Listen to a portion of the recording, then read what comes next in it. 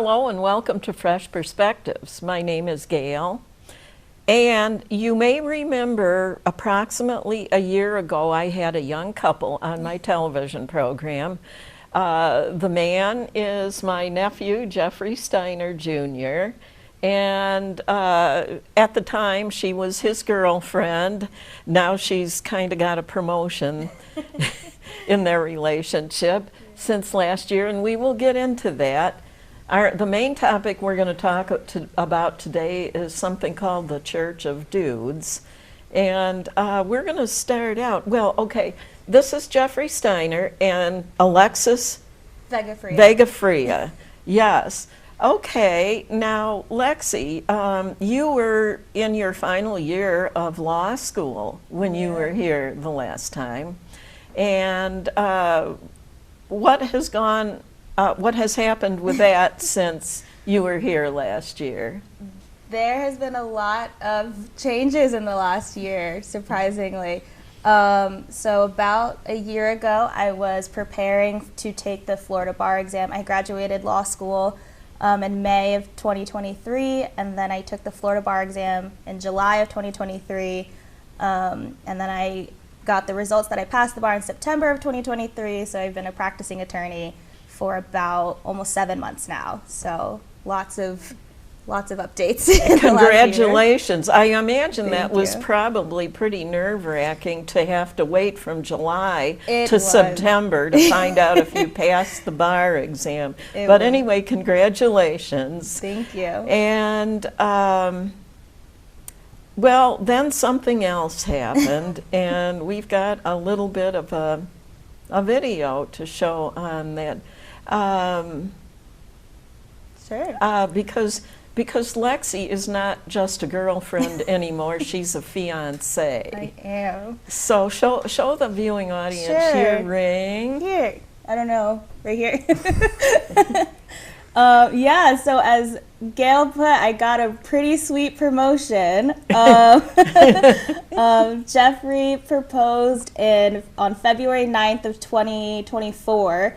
Which was 2 days after our 6-year anniversary as boyfriend and girlfriend. So we're really excited, and he planned a beautiful proposal, and all of my family was there, and Geoffrey's mom was also there. So it was really, really sweet. So it was beautiful. So I think we have the yes, clip to we show. have a condensed version. We condensed it somewhat because a big part of the video is just them coming down along a stream in a boat. But, Right. you know, more towards the proposal part of it is what we're going to see now.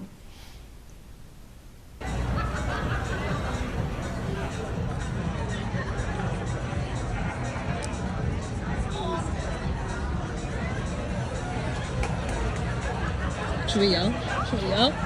I'm gonna be close to you. Come to me. Okay. Now.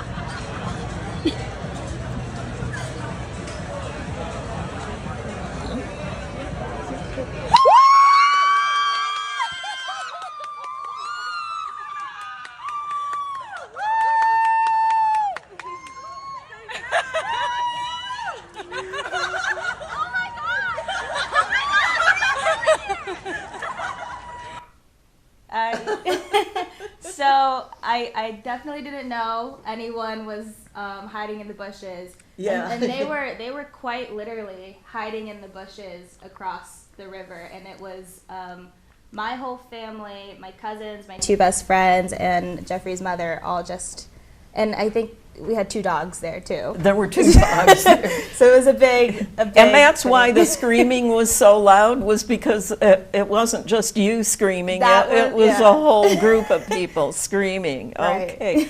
Well, congratulations to the two of you on your engagement. And you've set a date, but it's going to be a couple of years. It is, yeah. So we're setting it for October of 2026, just because still wanting to get in the stable lifestyle of being an attorney every day and getting used to that. So just giving ourselves some time to enjoy being engaged for now, and then in a couple of years we'll do the thing. So anyway, it's probably going to be a little bit of a while before Right. your moms become grandparents. Your moms become Probably. grandparents. Yeah. So.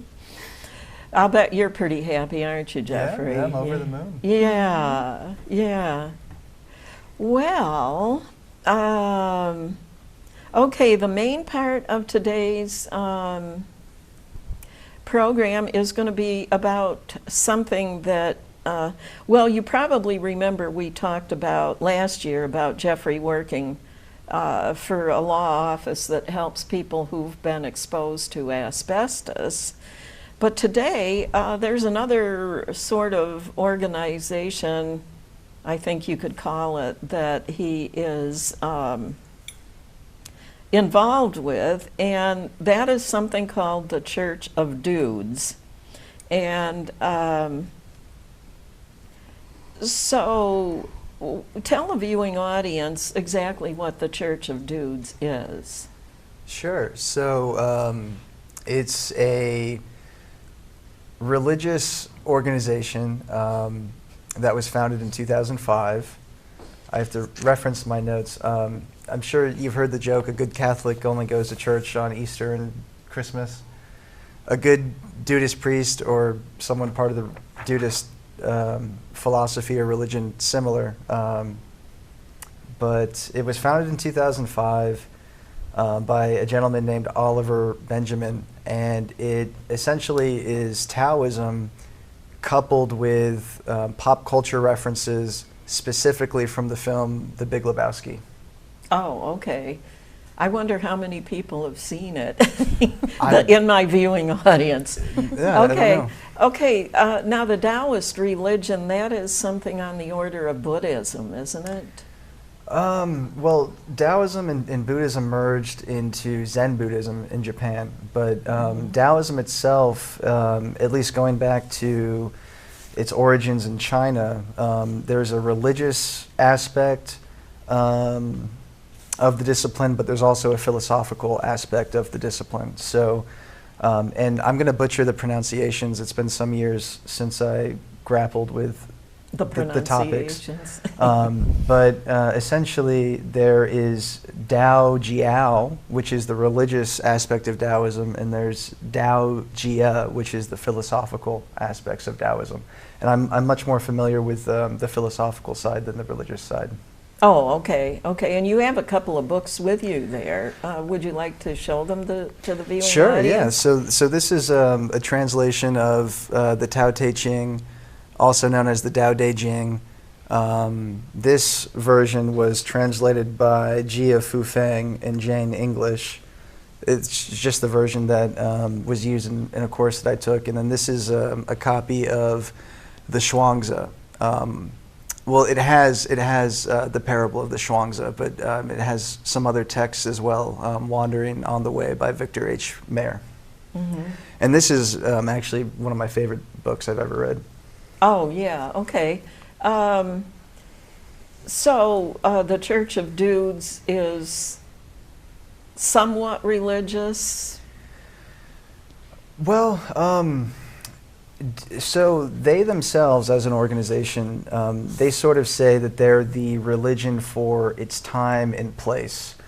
And that's something that's borrowed from the film The Big Lebowski when they're talking about the main character, the dude played by Jeff Bridges. The narrator mentions that he was the dude for his time and place. So they sort of borrowed that line of thought.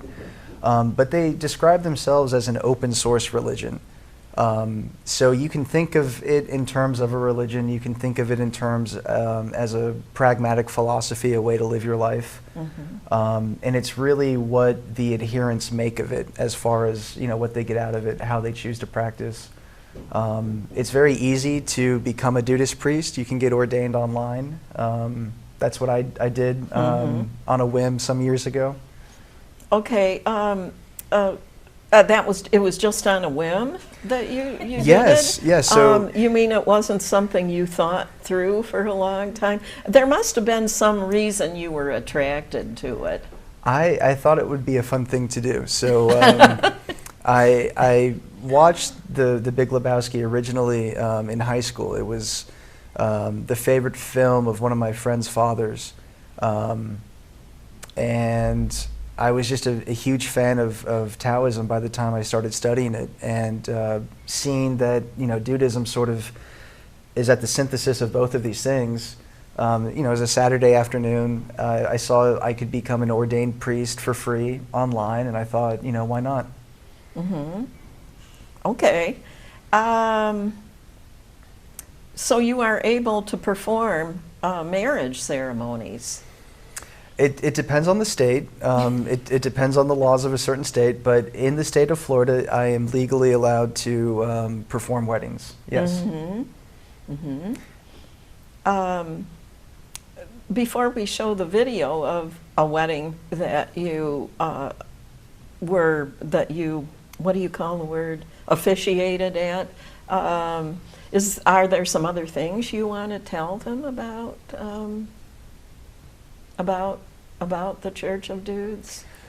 Well, it's at a synthesis of a lot of different ideas. So, going back to the foundations in Taoism, it goes back to a gentleman by the name of Lao Zi, right? Oh, okay.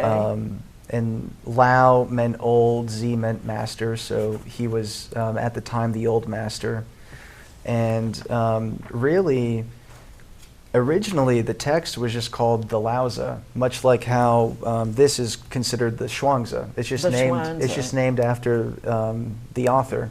Oh, both of those books? Yeah, so originally the Tao Te Ching was just referred to as the Laozi. Mm-hmm. Eventually it became known as a classic, and the name turned into the Tao De Jing, where Tao means way, De means virtue, and Jing means classic. And so a good translation is classic virtues of the way. And its overarching theme was just let the world be the world.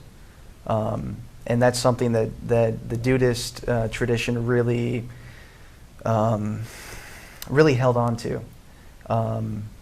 And they have what they call the great dudes in history. So it starts with Lao Zi, or Laozi. They mention a gentleman named Epicurus, who was a Stoic philosopher.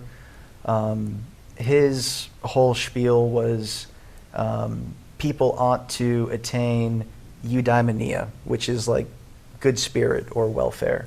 He thought that we should do it for ourselves, and in doing it for ourselves, we would able to reverberate that for others. Mm-hmm. They also call Heraclitus one of the great dudes in history. He was known for his philosophy of flux. He has a famous quote, "No person steps in the same river twice." And he thought of humans in terms of becoming and not being. He never thought that people were static, even in a moment in their lives. They mentioned the Buddha. They mentioned the pre-ecclesiastical Jesus. So this is before the Bible. Mm-hmm. They mentioned Ralph Waldo Emerson, Walt Whitman. Yes. Mark Twain has a very apt Dudeist-esque quote, which is, never argue with an idiot. They will drag you down and beat you with experience. Mm-hmm. And then someone that I wanted to mention was the gentleman who really opened up a lot of these concepts to me, Dr. Martin Schonfeld. He was the professor at the university I attended. But Dudeism, they have Abide University. You can check them out online. You can get a free honorary degree, a free bachelor's, a free master's, a free PhD.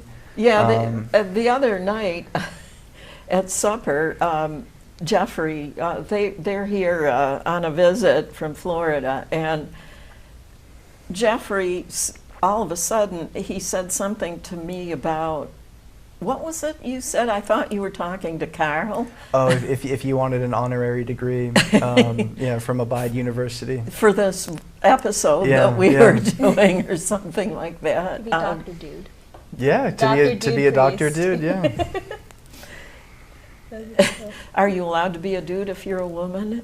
Dudette. Yes. So, Dudette. well, Yeah. actually, they say dudette is not the term to use these days. What is it? Oh. Just dude. Really? Yeah, We're all much dudes. like Everybody is a dude. like how women actresses are now being referred to as just actors. Oh, yeah, they're, I had noticed that. they're yeah, following the yeah. same Yeah. line of thinking. Fellow dude. Fellow dude. Yeah, well, both actresses and actors have always acted, so Yeah. yeah. Okay.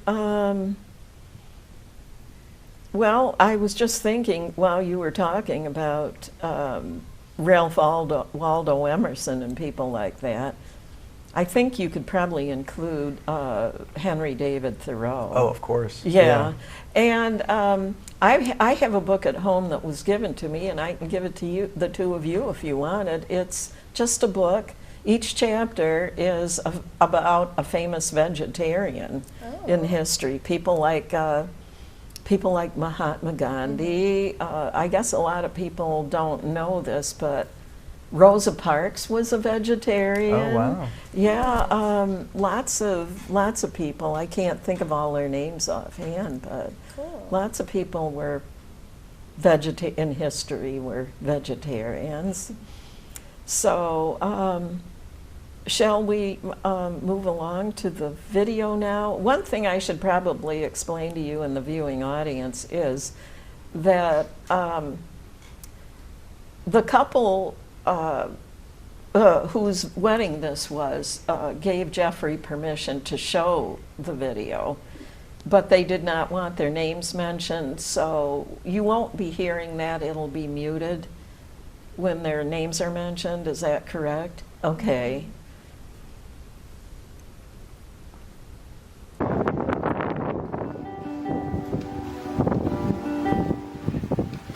Who presents this woman to marry this man? We do. You may be seated.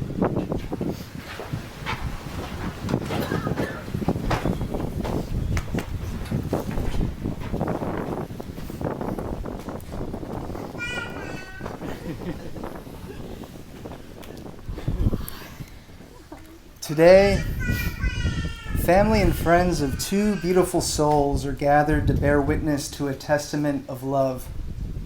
Thank you to those who are here now, and well wishes to those not present. This day marks a wondrous end and beginning. No person steps in the same river twice, as both the river and the person change through time. The river is love. The persons are cherished couple for whom we are gathered here today. We amass in celebration of a commitment born anew, a promise to temper in togetherness, trust, and respect. This day marks the end for two individuals, but more importantly, this day marks the birth of a lifelong companionship forged in blessed matrimony.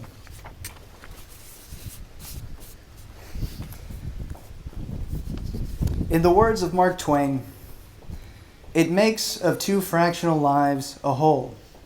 It gives two purposeless lives a work, and doubles the strength of each to perform it. It gives two questioning natures a reason for living, and something to live for. It will give new gladness to the sunshine, a new fragrance to the flowers, a new beauty to the earth, and a new mystery to life. Before the commencement of the bonding ceremony, I invite the couple to share their vows. Go.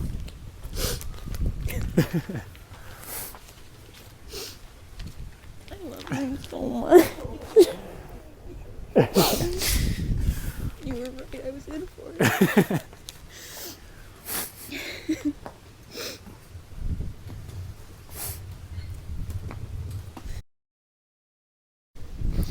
Do you take to be your lawful wedded husband? Do you promise to love and cherish him in sickness and in health, for richer, for poorer, for better, for worse, and forsaking all others to keep yourself only unto him, so long as you both shall live? I do. Do you take your lawful wedded wife? Do you promise to love and cherish her in sickness and in health, for richer, for poorer, for better, for worse, and forsaking all others, to keep yourself only unto her, so long as you both shall live? I do. Thank you.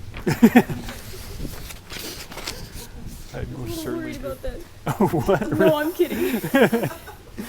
Today, I have chosen a most apt corporeal metaphor to commemorate their marriage.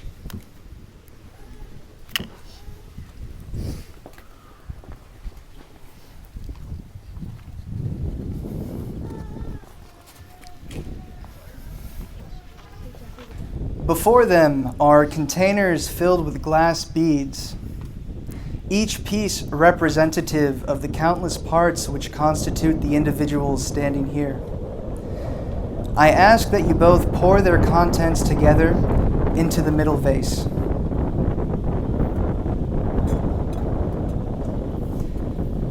As these weathered shards are intertwined, it signifies the melting pot of once two families now joined, the coming together of cultures and the inchoate foundry of their marriage to come. Eventually, these glass beads will be blown into an ornament. Marriage and this ornament to be are not too dissimilar. The strengths of their soul parts blossom more beautifully in combination. Like marriage, this ornament is to be treasured, to be cared for, to be safeguarded from all harm, so as to remain a stunning embodiment of love and companionship. May I have the presentation of the rings?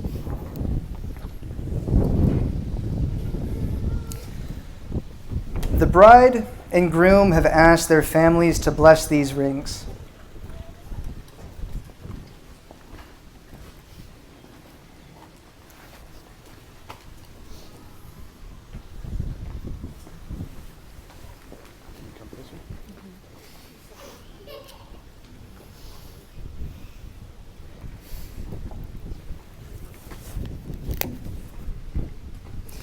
The bride and groom have asked their families to bless the rings, and they've chosen a poem by Wilford Arian Peterson titled The Art of Marriage. Happiness in marriage is not something that just happens. A good marriage must be created. In the art of marriage, the little things are the big things. It is never being too old to hold hands. It is remembering to say, I love you, at least once a day. It is never going to sleep angry. It is at no time taking the other for granted. The courtship should not end with the honeymoon. It should continue through all the years. It is having a mutual sense of values and common objectives. It is standing together facing the world. It is forming a circle of love that gathers in the whole family. It is doing things for each other, not in the attitude of duty or sacrifice, but in the spirit of joy. It is speaking words of appreciation and demonstrating gratitude in thoughtful ways. It is not looking for perfection in each other. It is cultivating flexibility, patience, understanding, and a sense of humor. It is having the capacity to forgive and forget. It is giving each other an atmosphere in which each can grow. It is finding room for the things of the Spirit. It is a common search for the good and the beautiful. It is establishing a relationship in which the independence is equal, dependence mutual, and the obligation is reciprocal. It is not only marrying the right partner, It is being the right partner. It is discovering what marriage can be at its best.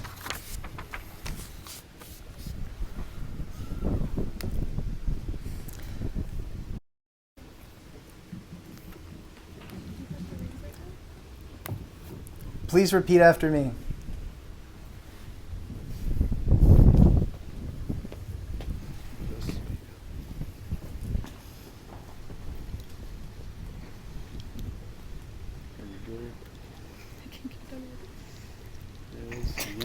Sorry, everyone. The other thing is just in there. There we go.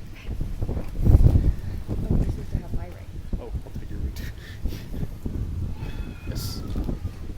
I give you this ring I give you this ring as a symbol of my love. as a symbol of my love. With all that I have, With all that I have, I am honored to call you my husband from this moment on, ceaselessly and forever. I'm on. I am. Can you say that halfway through? I am honored. Yes. I really am to call you my husband from this moment on, ceaselessly and forever. Do I put it on now? Uh-huh. Oh, okay. Here it is. Please repeat after me. I give you this ring I give you this ring as a symbol of my love. as a symbol of my love. With all that I have, With all that I have, I am honored to call you my wife from this moment on, ceaselessly and forever. I am honored to call you my wife from this moment on, ceaselessly and forever. By the power vested in me by the state of Florida, I am honored and joyous to pronounce you husband and wife. You may kiss the bride.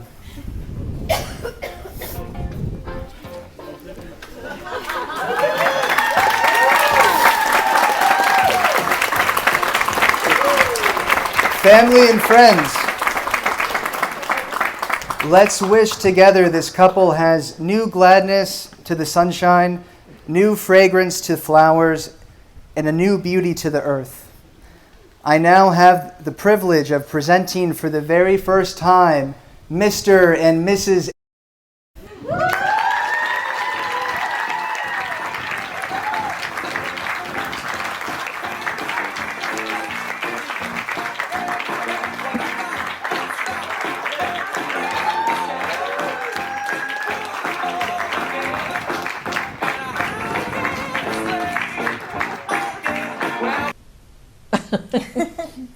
That was pretty cute.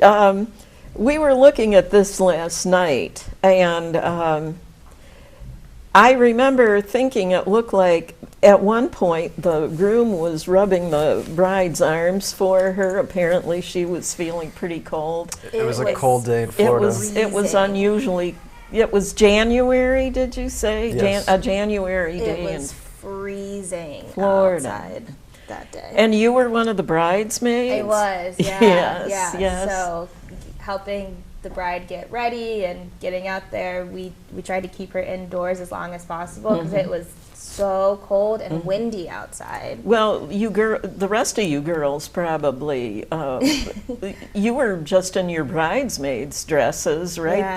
They didn't have any sleeves, did No, but we had to help her walk around taking the pictures beforehand, and it was just it was so cold. Windy, cold, overcast day. Yeah. I thought that was really cute when the bride was saying those certain vows, and she kind of freezed up, so you had to let her pretty much read them. Yeah. Yeah. I thought that was the better move than reciting it again. Yeah. You know. Yeah, and so that went pretty well, so how did you happen to get chosen as a bridesmaid? Well, the couple is actually Geoffrey's longtime best friend. Best The friend. groom. The groom, yeah. The groom is Geoffrey's longtime best friend since childhood. Okay. So when Geoffrey and I started dating, we also became very close with them as a couple because the brother, or the groom, is actually one of 3 brothers. Oh, okay. And Geoffrey is close with all 3 of the all brothers. 3 of them. Yeah, so their dad calls Geoffrey like his 4th son. His Like, 4th yeah. son. Oh, his bonus Right. child, yeah. So it was very sweet that Geoffrey got to officiate their wedding. It was very, very wholesome. And were you nervous at all? You'd never performed a marriage I had never before? performed a marriage. I was very honored, you know. I thought it was a big responsibility. So essentially, I applied online to become a Dudeist priest, right? 3-ish months later, he called me up and asked me. At one time, I was a notary in the state of Florida. Oh, were you? So Okay. he thought, he was thinking in those terms, because I was a notary, I'd be able to officiate. We had since moved out of Florida, so I had to renounce. You were in New Orleans Yeah, at the time? we were living in New Orleans at the time, and I had to renounce my my Florida notary status. But lo and behold, quite fortuitously, I was already a priest. So yeah, I had I think I had a healthy sense of nerves, you know, enough to make me aware of the fact that I cared, right? But when I watch the video now, I don't look at myself as being as nervous as I felt up there. Oh, right? okay. I just wondered because you looked composed. I did not the feel composed. You didn't Yeah, feel no, composed? but I guess enough to get through it without. Well, a at hitch. least you had the script in front of you to Yes. follow. Yes, yes. I wish I memorized it, but I'm not the person to do that, unfortunately. But you did. You quoted a bunch of Dudeist people, like Heraclides. It was all in front of me. Yeah. Yeah. And it was Mark Twain, right? Yeah, a Both. Mark Twain quote. Doodly men. Or a Mark Twain poem is something I read that I really loved. And I worked with the couple on the script to make sure it was what they wanted.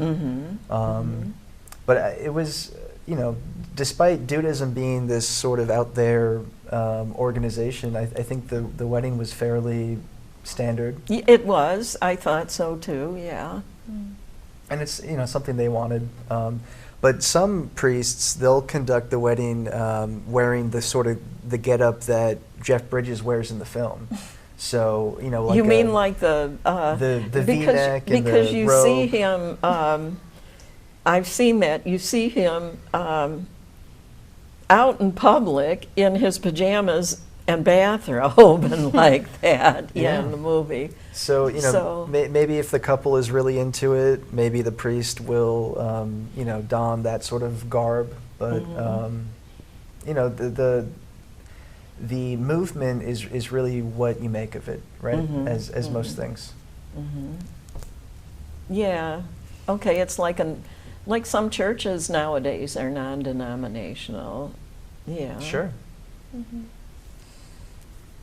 So, anyways, they must have had a reception afterwards. Was that what was that like? Was that indoors? Yeah. Yes, Yeah. thankfully. Yeah. Yes. Yeah. Was the that thing that you had up in front of the tent there? Was that was 6-sided? I was trying to count the sides. I could not think tell you. It's think so, I don't think it was an octagon shape, but was there some symbolism? No, not that sure. that was actually handmade by the bride's father. Oh, really? Yeah. He made that. He did, yeah. He made that, and he like constructed it, deconstructed it for, you know, transportation purposes, put it back together when they got there, took it apart when they left. Like it was very cool that her dad made that for her. Was it made of metal? No, it was just wood. Wood? I believe. Wood? Yeah, I believe it was Okay. just wood. What kind of flowers were those? The bride's So we flowers? actually weren't carrying flowers. We were actually carrying lanterns. Oh, but there was a bouquet. So that bride, was- that bride was- had flowers. I'm not sure what kind of flowers it was, but one of the really interesting things that the bride did was, instead of us carrying flowers, we carried lanterns, and I don't know if it had some historical or some like symbolic significance, but I thought it was a cool, you know, their own kind of thing. So it was, I liked it. It was very nice. Well, there was some woman that was one time showing me some pictures of her wedding, and they had they got married. Her and her fiance, they got married on Halloween because Halloween was her favorite holiday,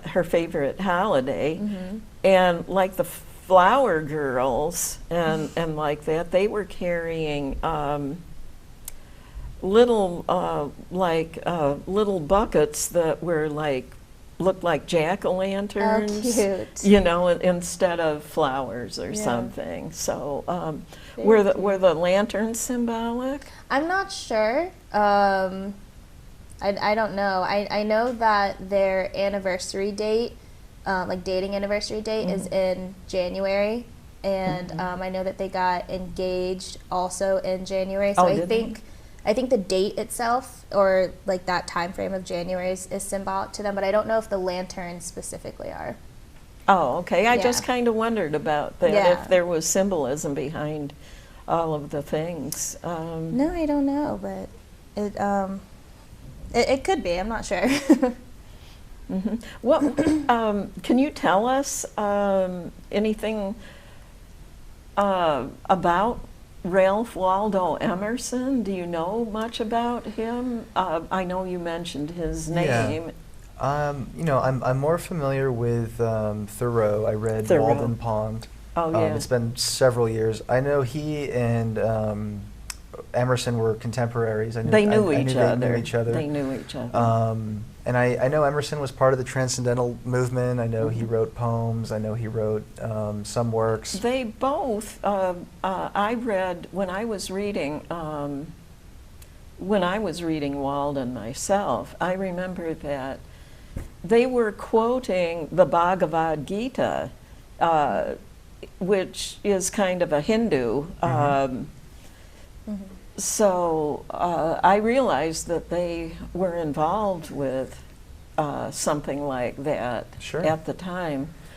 I heard in recent years, within a couple of years ago or something like that, there's this radio program that we listen to, like on Sunday morning.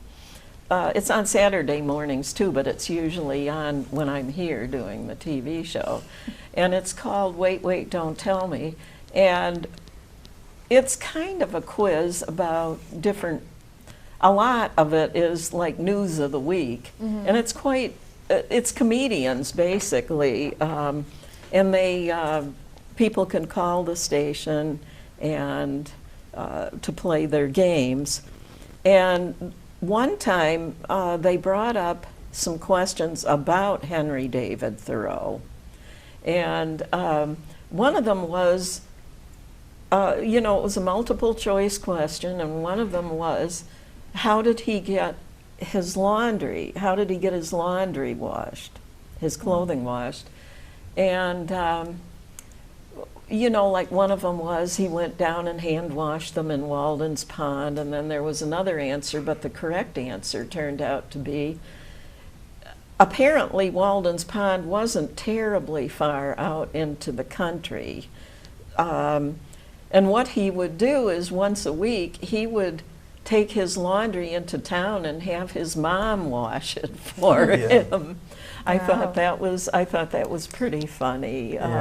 It wasn't. Did you watch? Have you ever read Walden's? No, but I'm familiar with the fact that he did not stay at the cabin the entire time. I guess a modern parallel is Bear Grylls. Bear Grylls? He had a Survivor-esque show on Discovery Channel some years ago. And he was supposed to be out roughing it somewhere in the desert or the jungle or something.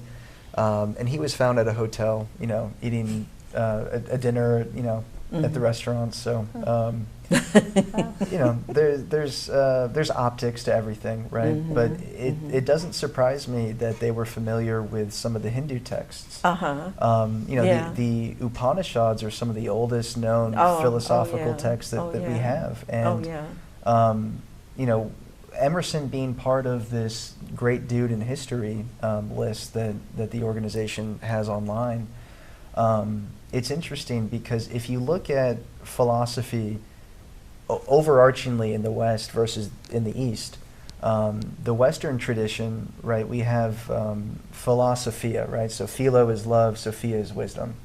And this is according to Dr. Schoenfeld, but sort of his perspective was that when you look at philosophy in the West, love does not give control in pursuit of wisdom.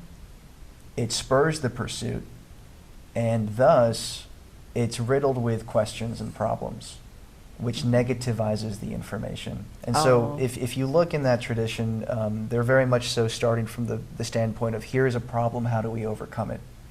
And if you look at the Eastern tradition, and this is more so regarding Taoism, and I'm probably butchering the pronunciation, but in China, they had Zhe Ji, which was wisdom study. Okay. And according to Dr. Schoenfeld, learning gives control in pursuit of wisdom. Learning gives control in pursuit of wisdom. And studiousness directly enables access to wisdom. Thus, it's riddled with principles. And so he was an interesting fellow because he was born in Germany. He went over to China. He received, I believe, his master's before coming over to the States for his PhD. So he was very accustomed to the different approaches that these different cultures had to the discipline of philosophy. And the interesting thing is you can find a middle ground between these two, what at first glance might be diametrically opposed approaches to philosophy, which is this middle ground, according to Dr. Schoenfeld, that you can find in the Near West, which is this Germanic tradition. And so they defined philosophy as Weltweisheit, which is world wisdom. And so, at least from his understanding, he thought that was more of a middle ground where they were dealing with both problems and solutions. Oh, yeah. Well, there's always two sides to everything, you know. Sure. Like with the Eastern religions, there's a male and a female side. The yin and the yang. Yeah. So, I had something in my head a moment ago. I know what it was. It was, I watched a movie, which was a condensed version of a play about the Hindu scripture, the Mahabharata. Are you familiar with that at all? Somewhat, yeah. Yeah, and I remember some very profound things that were said in there, like this one person was addicted to gambling, basically. This was back in ancient times. And he was addicted to gambling, and one day, while he had been out gambling, he had won a woman, of all things, you know. Wow.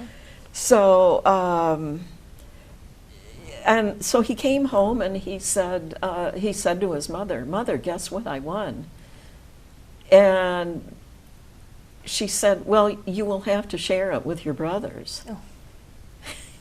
And he goes, "But Mother," and she goes, "My words cannot be taken back." They've been put out into the universe, and he would have to share whatever he won with his brothers. So she had to become the wife of him and all his brothers.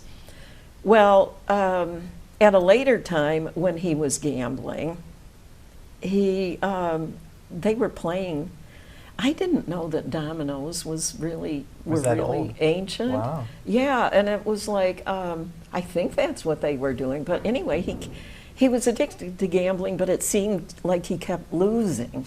And they're doing this gambling game, and he loses basically everything he owns, and then he finally says, finally, when all of his possessions are gone, then he says, well, I have myself, you know, that you can win if you win. So he loses that game, and he's already lost himself. But he still, because of his addiction, he still needs to keep going on and gambling. He still does, well, there is one other thing that I have, and you can probably guess what that is. The wife. The wife. Okay. So, so he gambles again and loses. And he's lost his kingdom, all of his possessions. And somebody goes to get her, and they're dragging her out from wherever she is. And she's putting up a big fight about it. And she goes, how can you lose somebody else when you've already lost yourself? I mean, it was such a profound comment. You know, I just love that. How can you lose somebody else when you've already lost yourself? And so some sort of a compromise was made where they just had to be banished. Him and his wife and brothers had to be banished from the kingdom. Was basically how that part of it went. But those comments were they just really made me think. Oh, you know, once I had heard that, it's like you look at life a whole different way. You start figuring things out. But you probably have something in your philosophy that somehow fits in with that? I guess there's something I could share, yeah. You know, when it comes to Hindu texts, I didn't have a lot of access to them. You know, they're not as well taught as, you know, things like Kant or Descartes or Socrates, or Plato rather, but there's something that does come to mind here. It's actually my favorite parable I think I've ever read. The emperor of the southern sea was Lickety, the emperor of the northern sea was Split, and the emperor of the center was Wonton. Lickety and Split often met each other in the land of Wonton, and Wonton treated them very well. Wanting to repay Wonton's kindness, Lickety and Split said, all people have 7 holes for seeing, hearing, eating, and breathing. Wonton alone lacks them.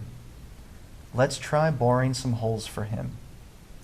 So every day they bored 1 hole, and on the 7th day Wonton died. Wow. And that's the parable. Wow. Well, was Wonton supposed to have actually been a person?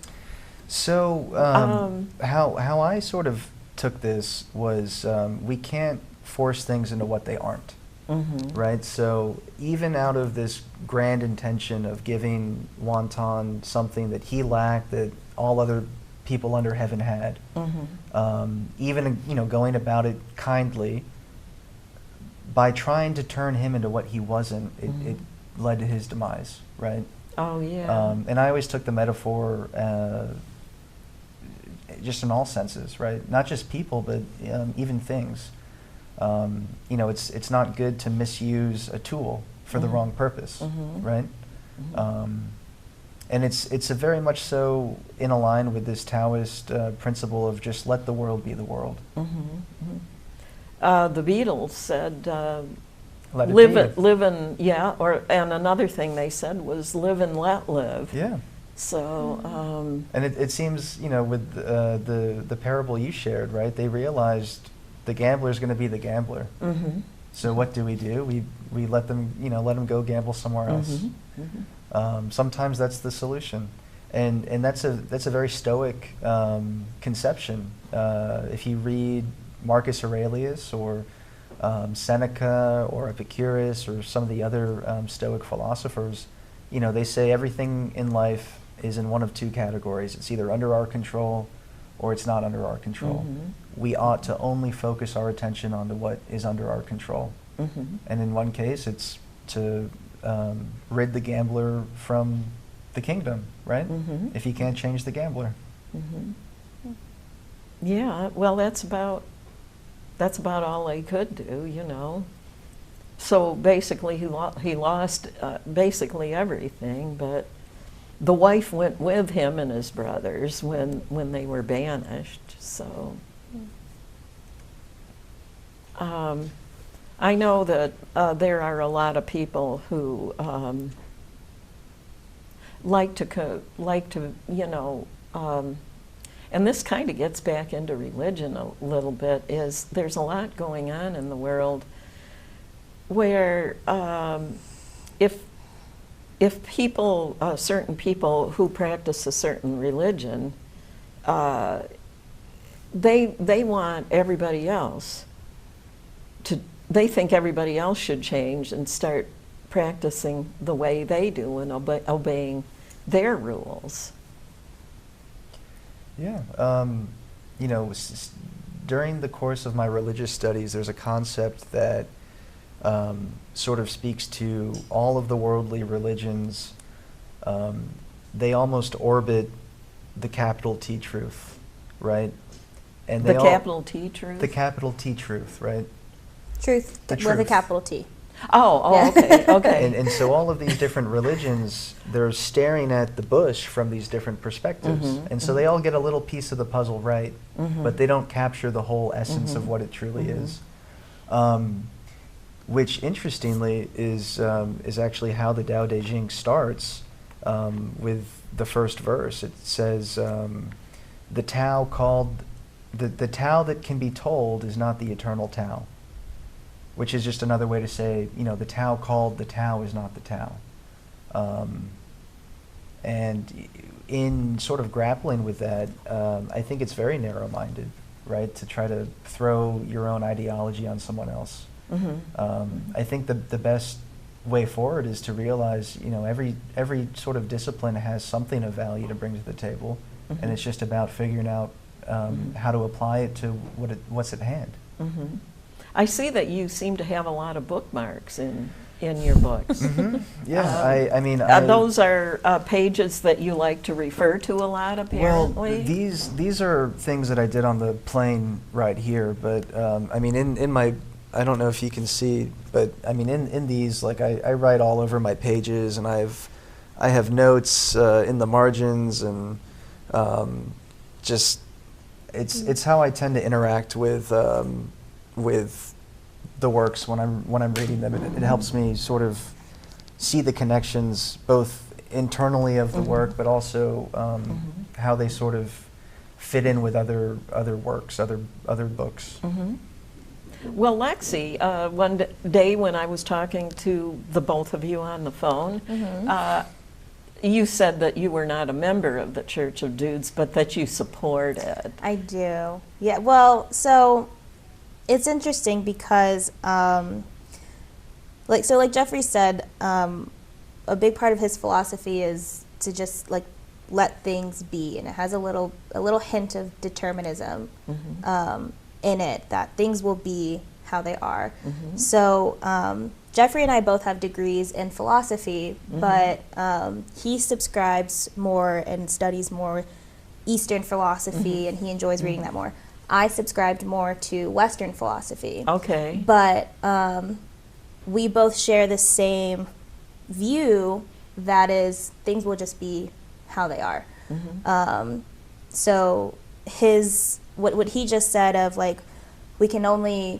should really only focus things that are in our control. That's really my philosophy too, and I got that from studying Gottfried Leibniz. He's a Western modern philosopher, but there's also hints of it from Eastern philosophy, and so I think it's really cool that he and I especially at the beginning of our relationship, we really bonded over talking about these philosophical principles where I view them from the Western side, he views them from the Eastern side. And so that way we've actually been able to teach each other these different perspectives, like you said, different views of truth with a capital T.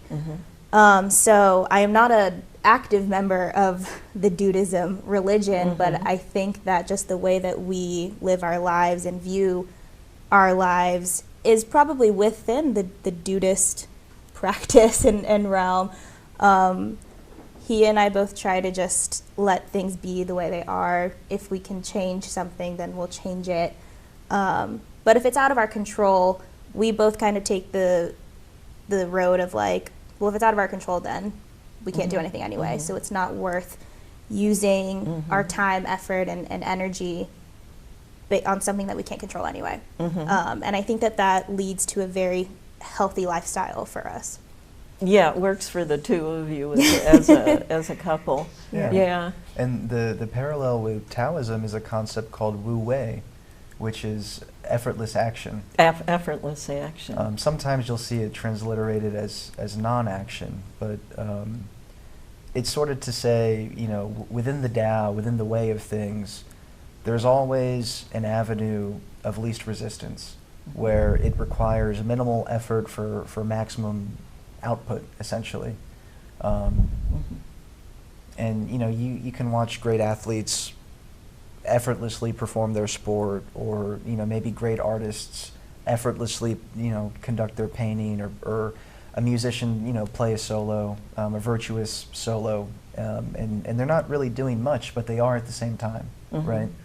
And that's very in accordance with the Stoic principles of just, you know, focus on what you can control. One last thing I kind of wanted to bring up before we end the show is the main reason they have chosen this point in time to come for a visit is they want to be here for the eclipse. That'll be a few days past us by the time that this airs on television, but so I guess Geoffrey's traveled to somewhere where there was an eclipse one other time, and you were so impressed you wanted to be here for this one. Yeah, there's a medieval philosopher, Christian theologian, Anselm of Canterbury. He defined God as that than which nothing greater can be conceived. And when I saw the total solar eclipse in 2017, it quite literally is that than which nothing more beautiful can be conceived. We're in for a treat. So. Yeah. Yep. Well, thank you both for being on Fresh Perspectives Thank today. you for having us. Oh, you're welcome. And I'll see those of you in the viewing audience on the next episode, and enjoy the eclipse if you look out to see it. And I hope you've got the right glasses.